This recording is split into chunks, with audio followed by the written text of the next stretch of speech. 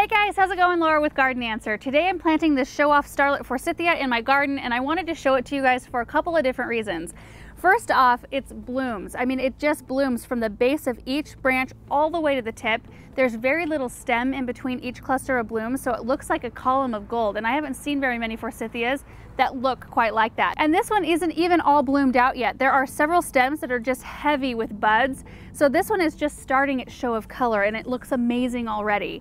The other thing I really like about this one is its size. So it's actually a dwarf, and that's pretty unique for a Forsythia to find one that you can just tuck into a flower bed. It only grows about 2 to 3 feet tall and wide. So I've got it in this space next to an evergreen. I'm planning on putting some delphiniums behind it, and it's nice that I don't have to dedicate an enormous amount of space. Now this is the show-off Starlet, which is the middle-sized Forsythia in the show-off series. There are a couple other ones.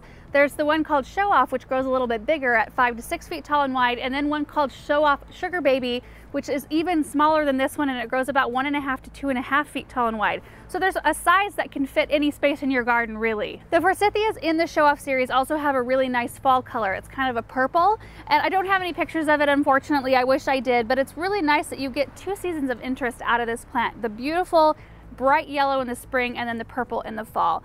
They're a zone 5 through 8, and they do like a full sun situation, but they can tolerate some shade as well, and they're deer resistant. So what I'm going to do is plant this in the ground, and then we'll show you what it looks like.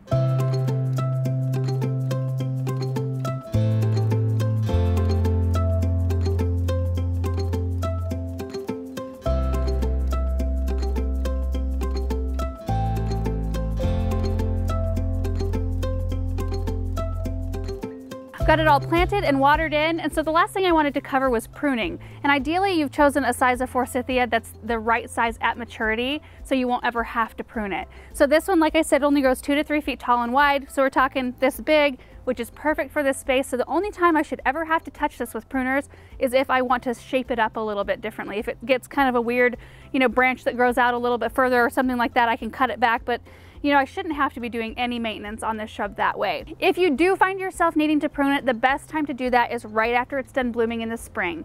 Because they bloom on old wood, you need to prune it as soon as they're done blooming. That way they have the rest of the season to form buds for next year's blooms. So that about covers it for this shrub. I'm really excited to see how this one does, how it performs this year. This whole area has been really fun for me because we tore everything out that was here. It was all overgrown, and I've been able to hand pick all of the plants that go into this flower bed, and so I'm just really excited to see how everything looks together, and we will be updating you guys when we do garden tours later on this season. And thank you guys so much for watching this video, and we will see you in the next one. Bye.